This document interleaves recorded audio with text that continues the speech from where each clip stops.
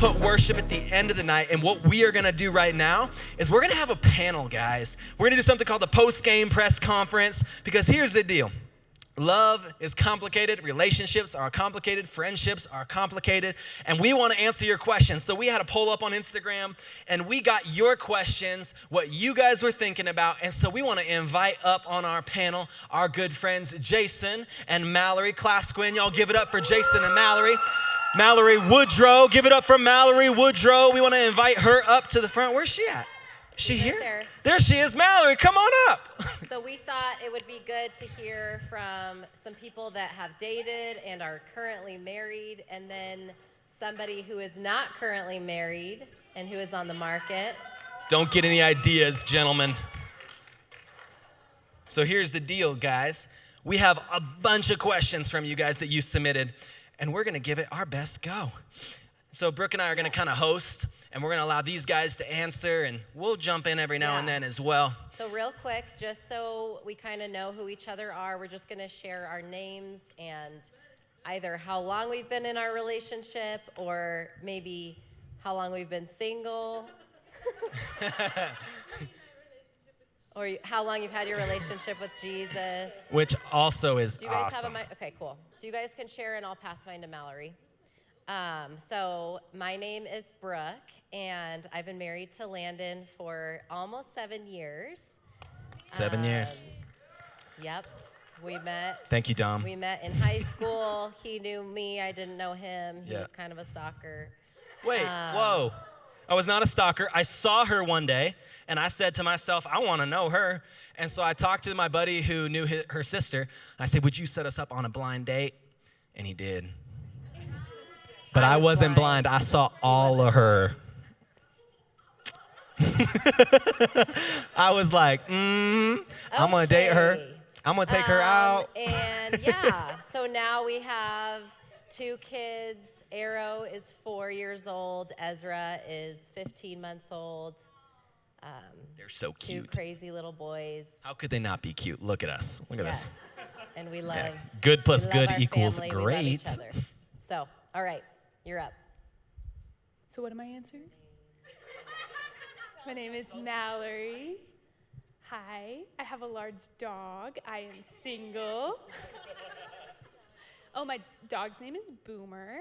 He is like 110 pounds. Okay, it's Boomer. Really fun. What am I supposed to talk about?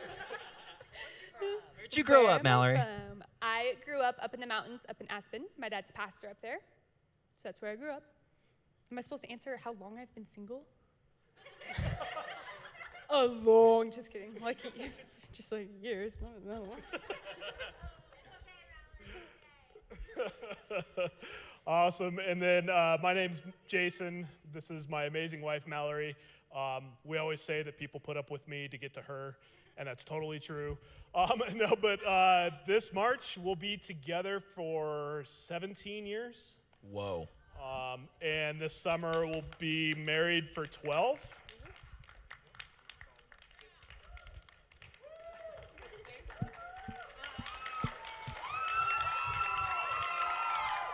17 years ain't no joke. Yeah. That's legit. We have been, Some of these kids aren't even 17 years old. Right? You know what I mean? Thanks for making me feel old. You could be their dad. No, I'm just kidding. no. Okay, but we do have 2 kids, Matthew and Zoe. Matthew's getting ready to turn 7, and Zoe is 5.5, and they're both adorable. I love them, Spitfires. Anything good you see in my kids comes from their mother. Anything bad, that's all That's on not me. true. That's not true. All right, Brooke, I want you just to kick us off with let's give us a softball question before we just dive in. What's one of the general softballs? Yeah, so just so you guys know, we put out this poll on Instagram asking what you guys were wondering about with relationships. We thought we all bring some different perspectives, and a lot of these questions were asked multiple times. So these are questions that we know that you guys are wondering. So yeah, listen in. If you have a notepad or a phone, like take notes. This kind of stuff is gold because the trajectory of your life can be dependent on your relationships. Right. So man, this stuff is so important. So just like lean in, give the next however long we have to just absorb this stuff. So, softball question. Somebody asked, what is the easiest way to get rid of a toxic friendship? And Landon has an answer. Okay. B-Y-E. Bye. It's so much less complicated. Like, people always are asking me stuff like that. Like, how do I really just, this friend's so toxic and I don't like the drama. And it's like, how do I get it to stop? I'm like, don't be around it anymore. Like, remove yourself from the toxicity, remove yourself from relationship, create boundaries, create distance. Like, the reason why people get sucked into drama and toxicity and all this stuff all the time is because they invite it in. Like, if you're consistently like choosing to hang around people that are producing drama, stress, toxicity in your life, then man, you're just going to continue to have those things because that's what they're carrying. But if you set boundaries in place, either you communicate to them, hey, here's the things you're doing that's causing stress or drama or toxicity in our relationship. I don't want you to do it anymore. If they can't do that, then you have to draw some boundaries, and you just got to say bye sometimes. Like, listen, I think about sometimes, the story of Jonah, and Jonah's like, traveling. God tells him, he's like, hey, I want you to go to Nineveh. And he goes the opposite way, right? Like, Jonah leaves and he gets on this boat and they start sailing, but God sends a storm. And the reason he sent the storm is because Jonah's on the boat and he's been trying to get him to go to Nineveh, this other city, this whole time. Listen, the moment that they threw Jonah off the boat, the storm stopped. Sometimes there's storms in your life that are only there because of the people that you allowed on your boat, because of the people that you allowed in your life. And so sometimes you got to kick some people off the boat. And that is where peace comes from, is removing some of those influences and some of those people that are causing drama or toxicity in your life. Anybody else? Yeah, if I can add to that, sometimes that's scary to do. Like, I don't know about you guys, but I'm a nerd. A lot of you guys know that. But in middle school and high school, like, it was hard to make friends. It was hard to get quality people in my life. And as I started noticing some of my friends weren't the greatest people to hang out with, I was scared that I was saying goodbye to my only community. Right. I promise you, you will find better friends. All right, the thing that's preventing you from finding better friends sometimes are the friends that you have in your boat, like what Landon was saying. You will find new friends, I promise you. Right. So I know it's scary, but it is so valuable to do. So good. So good. Let's toss up another Okay, one. the next question I love, and I want all of you guys to lean on this one. How do I learn to love being single? Ooh. All right. Pass the mic. All right. So yeah, I was really kind of praying about this beforehand and how to approach this question. And I started to realize, the reality is if you have the desires in your heart to be married, to be a wife or a husband one day, chances are you're not going to get to a point of falling in love or loving being single. But the reality is from being in a spot of falling more in love with the Lord, I do think we get to a spot of being content in our singleness. Right. And that comes from saying, hey, I trust you, Lord. I trust you with the timing of things. I trust that you're faithful. And so, I think a lot of that comes from something that the senior girls and I have been talking about, is this idea that, like, I promise it is better to be single right now than to be dating the wrong person right now. And so being patient in that is far better, I promise you. And so, the Lord's going to move in that spot. And so when people say, like, singleness is a gift because of your time, that's true. And it's taken me a long time to believe that. But what they mean by that is also you have the time right now to work on your confidence, in your joy, and your identity in the Lord. And I promise, and a lot of these married couples up here will say this, it's going to be one of the greatest gifts you can give your future spouse, to look at them and say, hey, my confidence and my joy, don't worry. Those are not on you. They're from the Lord.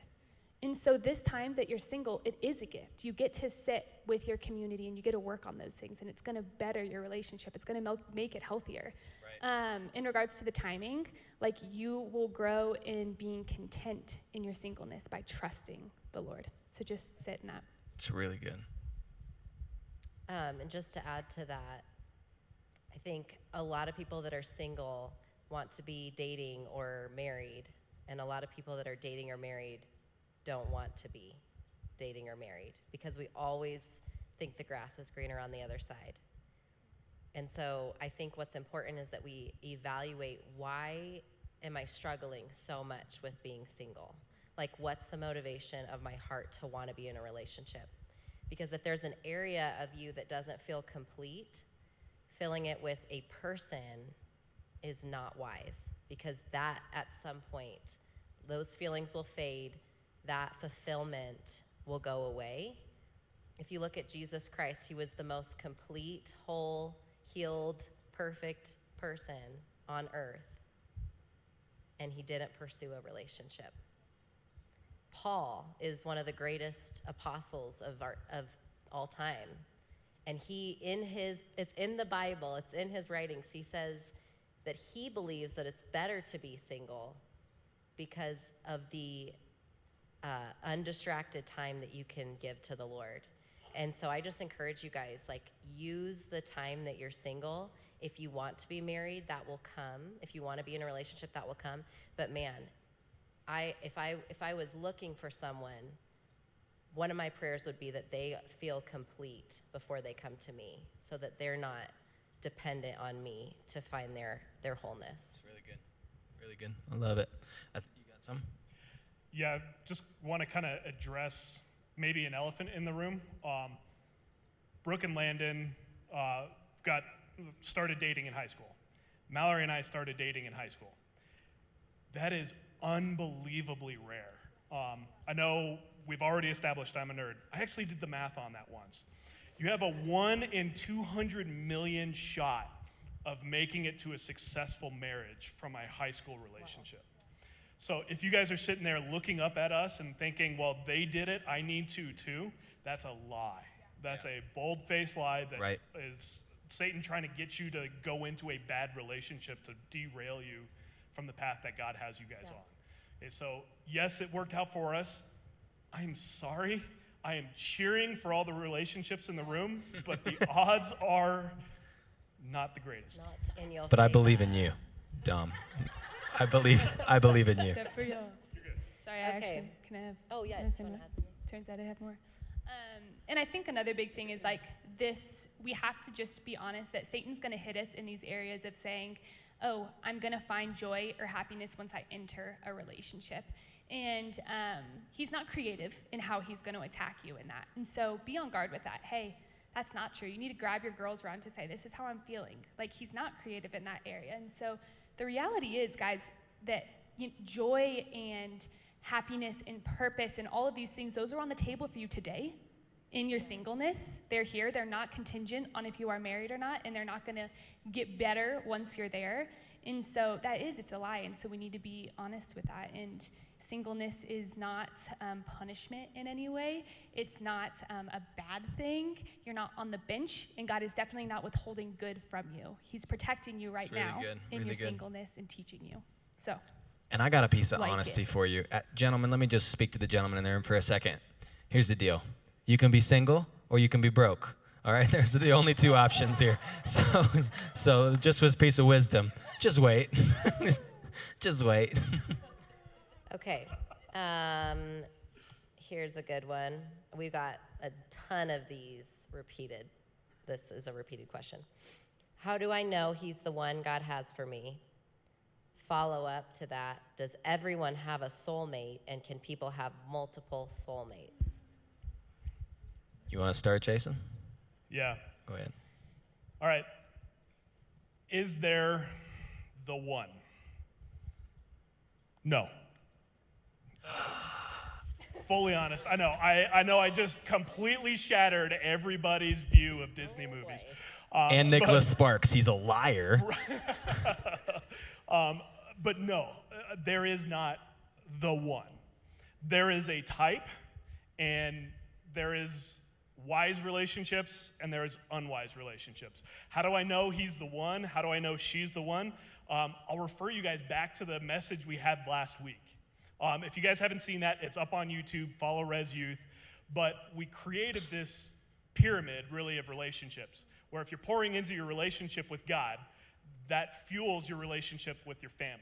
That relationship with the family fuels your relationship with your friends, that fuels your boyfriend-girlfriend relationship. We learn all of these things.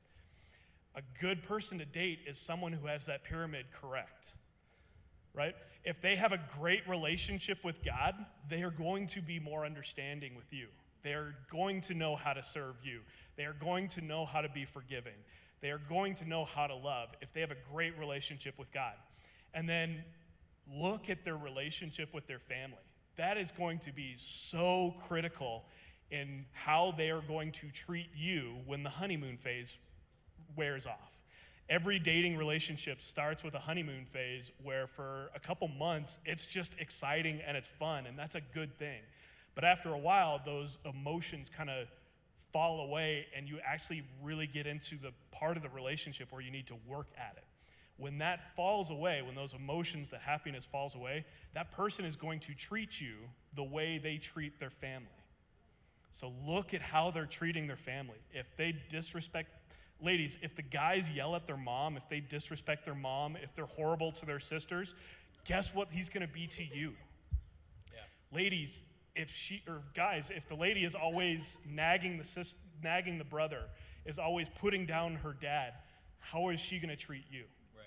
And then look at their friends. Guys, your friends determine the direction and the quality of your life. Right. What direction and what quality are the friends taking them? Because I guarantee as soon as you're in that relationship and something goes wrong, man, those friends are going to be in the ears of your boyfriend or girlfriend. Do you want those friends to be in the ears trying to encourage them and to support them to work it out with you or to break up with you? So look at all of their other relationships, and that's a great way to figure out if they are good, and then you pour into them. Right. Now, as soon as you put a ring on at the marriage ceremony, congratulations, you just found the one. Okay? So it's a bit different. No, there is not the one while you're dating. Go and be the one for the person you want to date. And then as soon as you guys get married, congrats, you found the one. There is nobody else out there for you, so you better pour into that marriage relationship. It's really good. I want to add on to what he just said, too. It's, he just said be the one for the one you want to marry. It's like, that's so true. Like, if you want someone, ladies, if you want someone who's going to be, just this perfect guy and yada, yada, yada, and he does this and that and whatever, be the person that guy would want to date. Like, be the kind of woman that he would want to take out on a date. Be the kind of woman that he would want to put a ring on the finger. You know what I mean? And same thing, like, guys, like, if you're like, I want a Proverbs 31 woman, man, I want this, like, kind of like, yeah, well, then be a Proverbs 31 man. Like, be a good dude. And, like, treat women with respect. Like, hold yourself up with respect. And so that's the kind of people you're going to attract, right, is the same kind of person that you are. And so make sure you're being the kind of person that you want in your life. And when it comes to, the honeymoon phase and stuff like that too, I also wanted to speak to that because Brooke and I, when we were in high school, we were like the typical, like, ooh and ah and gooey over each other. Like, we did not separate. Like, I think she went on a soccer tournament one time for 3 days, and then she quit soccer after that because we were like, we can't be apart. And so we spent, like, every day. Well, he was like, hold up. I still got the text, all right? So just chill. But we had this journal, guys. Listen how soppy we were. And, like, oh, gosh, it's so embarrassing. We had this journal that we would pass back and forth to each other and write, like, love letters in. And it's, like, gooey love letters. And I'd bring her flowers, like, every week for, like, a year? Like, I went over the top. Like, I was over the moon, like, writing love letters, so sappy. But listen, like, that honeymoon phase does wear off, and eventually it becomes a choice. Like, it is a choice to love someone. It's not a feeling. Like, everyone thinks that love is like this ethereal kind of feeling that you just have, and it's like, no. You have to choose to love, and if a marriage is going to work, you have to choose to love in the midst of hard times. When everything's not wonderful and when bills aren't being paid or when something happens that's unfortunate in a family, like, you have to choose to love, because sometimes that feeling will fade when there's piles of laundry and you're frustrated at one another because there's all this stuff going on and life's crazy. And she's like, yeah. And, like, you literally have to choose to love. And so, man, let me encourage you guys, like, as you date towards marriage, because that's really what, in a Christian setting, like, that is why we date. We don't date just to have fun. It's not just an experience. We date with purpose. We date towards marriage. If you're not dating towards marriage, you're not dating towards anything. If you're just dating and breaking up with a bunch of people, all you're doing is training yourself for divorce. That's the reality. If you spend your entire high school and college life just dating and breaking up and dating and breaking up and dating and breaking up, giving your heart, I love you so much and now I hate him. All you're doing is training yourself for temporary when God designed you for permanent. Yeah, and I want to add to that a little bit. I think if you are in a season where you're like, I want to date, I'm ready to date, which we'll go over in a second, but I would challenge you, do you know what you're looking for? Because the odds are is that most of us don't know what we're looking for. And a lot of people, if we're being honest, are just looking for a feeling. And they think they'll find their one, like Jason said, like this magical Disney Channel, the one, like it's a needle in a haystack, which just isn't real. And I think most of us are actually, we look for feeling, but feelings fade.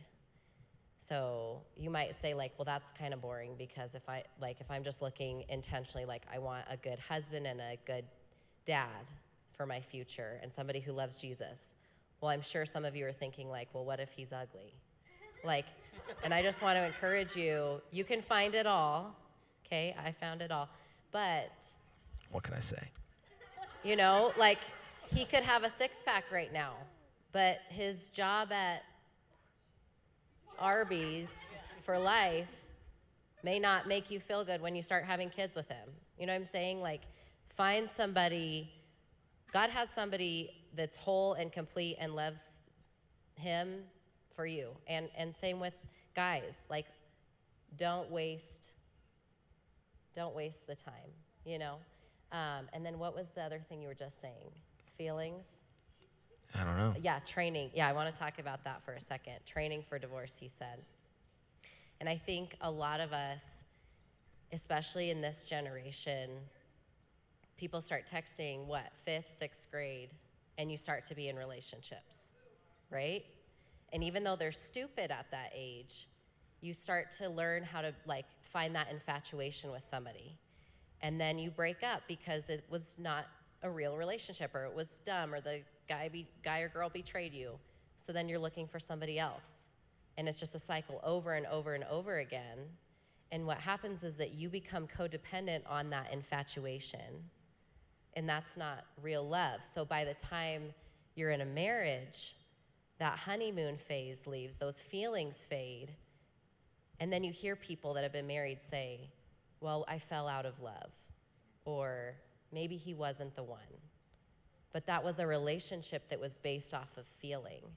And I think what that tells us is that we've got the foundations wrong in what we're looking for a lot of times in a spouse.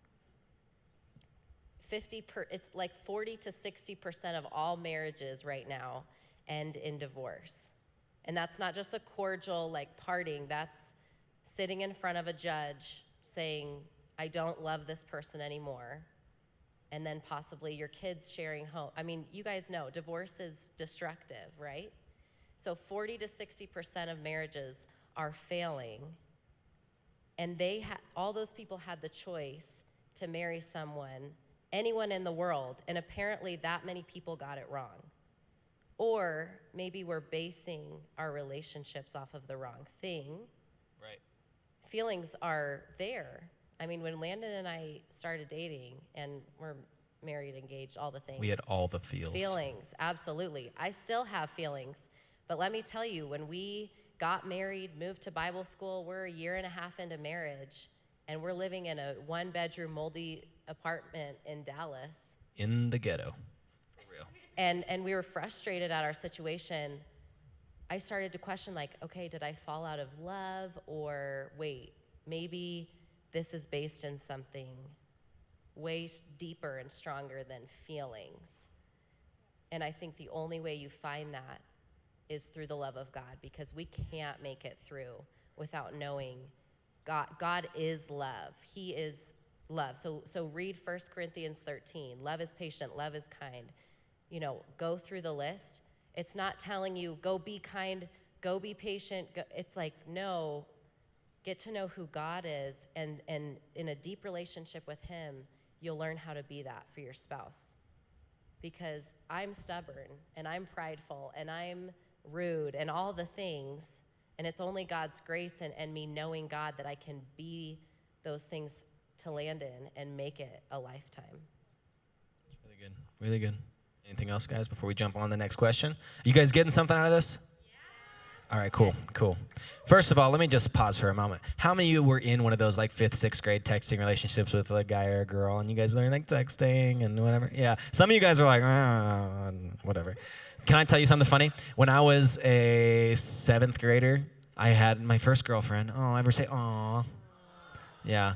And Brooks, like, I hate her.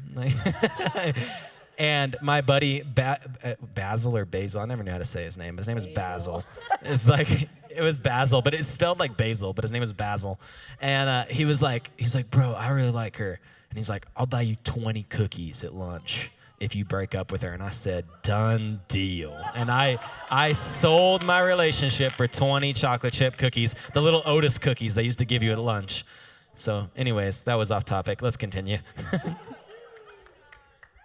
Okay. How do I know when I'm ready for a relationship? I kind of hit on that a little bit, I feel like, because if you're not ready for let me just say this. Who's ready for marriage? Raise your hand if you're ready to get married.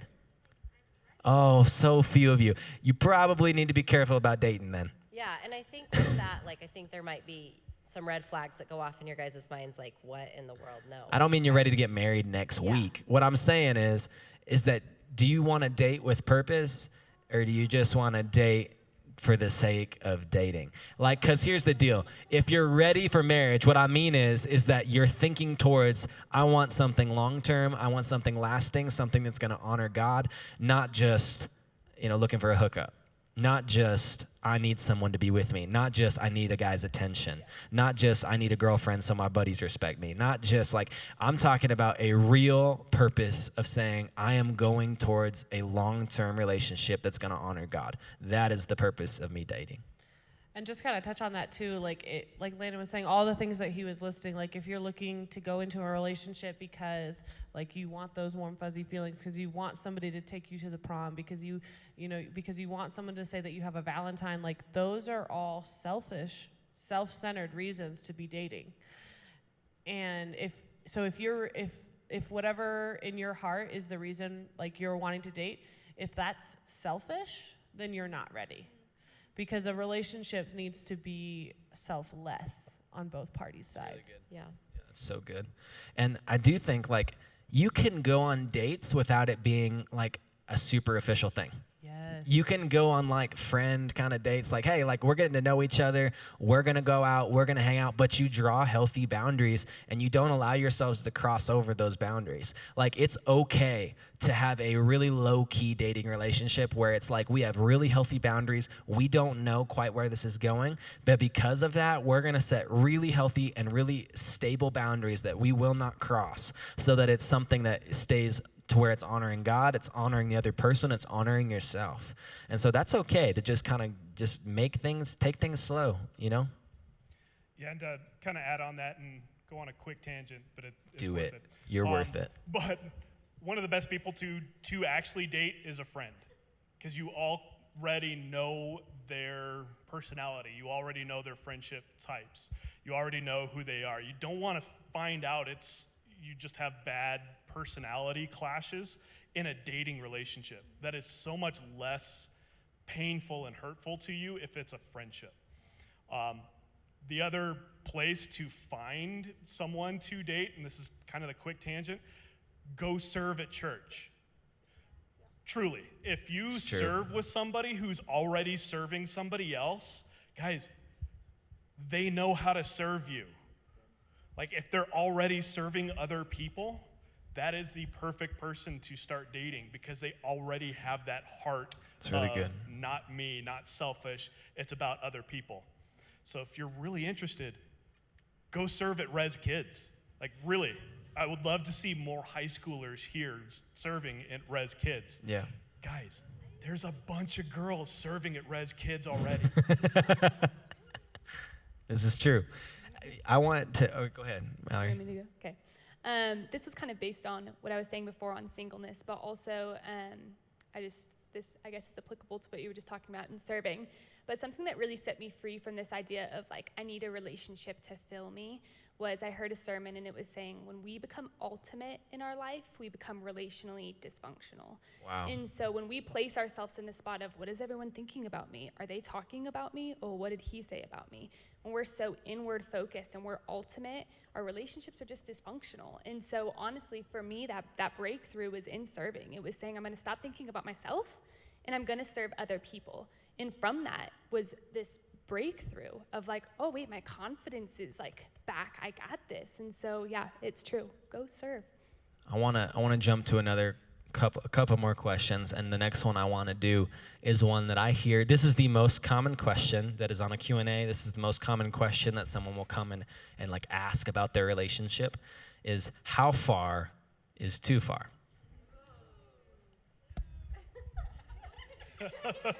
All right, how far is too far? Well, what is too far in the first place? Too far is some place that leaves scars for the future. Look, dating relationships can be super dangerous. We can give our hearts to the other person. There's also a part where we can give our bodies, our physical self, to other people. And when it comes to how far is too far, it's some place where you're gonna be scarred. You're gonna have an emotional scar because of something you did for the rest of your life. And guys, these are lifelong scars. These are not just things of, oh, you know what, I'll get over it in 6 months. No, you'll carry it with you for the rest of your life. And this is one of those things I'm really passionate about, because you really do not want to get to your marriage relationship and look over at your wife or your husband and go, you know what? I'm sorry. Like, there are some things in my past that have left a scar on me that I regret doing with somebody else instead of saving that for marriage. And so when we get the question of how far is too far, we actually came up with a cool analogy. This is gonna seem kind of scary. She knows I'm doing this, all right? So, how far is too far? We're talking about scars, right? All right, it's okay. We're talking about scars. How far is too far? In a dating relationship, when you're going into areas where, hey, I might be uncomfortable with this, it's like holding a knife against the other person. How far is too far? How hard can I push down? It's the wrong question. It's not how far is too far. That's like asking how hard can I push down? The question should be, should I be in this situation in the first place? Should the knife be even on the arm in the first place? It's not how far is too far, is should I be in this in the first place? You're holding a knife against somebody else. You can scar somebody else just as much as they can scar you. And this is kind of where we'll go with boundaries, but guys, ladies, if someone is putting you in a position where they might scar you and you're uncomfortable with that, get out. Yeah. I've said this before to you guys. I don't know if you remember, but for some of you who haven't heard it, ladies, a man of God will never ask you to be a woman of compromise. Ever. A man of God will never ask you to be a woman of compromise, because Jason's not lying when he's talking about scars. I know firsthand. Brooke was a virgin, saved herself for marriage. I did not. I partied and I drank like crazy in high school, and I slept around and I mistreated women. And guys, I hurt myself and I hurt people. I hurt a lot of girls. And I hurt myself. Can I tell you the truth? The only time Brooke and I ever almost broke up, we never broke up, got back together, any of that stuff in high school. The only time we almost broke up is the day that and not even because she was angry. I sat down to tell her the truth. I wanted to start our relationship with honesty. And so I told her who I had been with, how I had been, like that I was this person, that I was that guy that had slept around. And I knew she had saved herself, and I felt so unworthy. I felt so much shame I felt so dirty. I felt like she deserved so much better than me. I was broken. I was like, you deserve someone who saved themselves. You don't deserve me. And that was the only time we almost broke up. Not because she was angry, but because I was so broken, I felt like she deserved better than me. But I tell you that story twofold. Number one, to say that was the most painful conversation I've ever had to this day. It's a conversation I wish upon none of you. But I also want to tell you that there is grace for you. If that's you and you have done that, you can start fresh today. When 2 Corinthians 5:17 says, therefore, if anyone's in Christ, he or she is a new creation. The old things have passed away. Behold, all has been made new. I believe the Bible when it says all has been made new. And Brooke looked at me that night and she told me, hey, I want you to know that I see you as clean and so does God. And it was like a weight off my shoulders. It was like chains of baggage that I've dragged around for years. All of a sudden were released from me, and it was a fresh start for me. So I tell you that story, like I said, twofold. Number one, I don't want you to have that conversation, but if you will have to have that conversation one day, let me tell you, there is grace for you. His grace is sufficient. His grace is enough. You're not dirty. You don't need to carry around shame. I'm telling you, you can be forgiven right now, forever. So please don't hold your own baggage any longer. Let it go. Leave it at the feet of Jesus. Call it good. And from this day forward, choose. I'm going to honor God.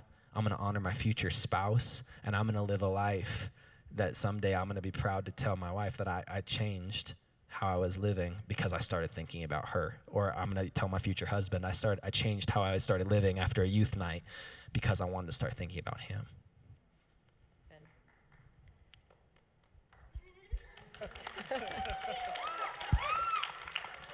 Yeah, and I think really quick, it goes back to how do I know if I'm ready for a relationship?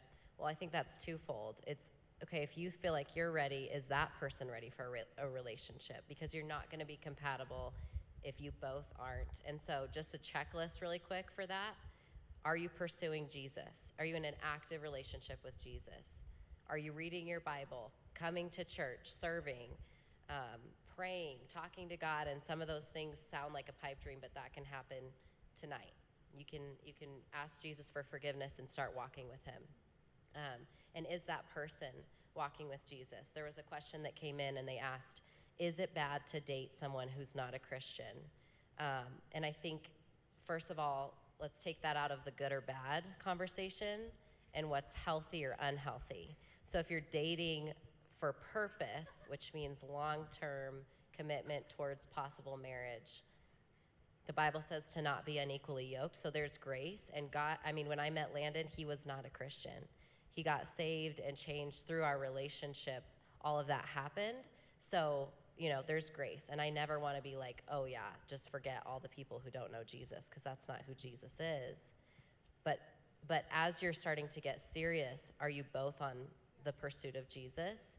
And then, do you have baggage that needs to be checked before you get on the plane?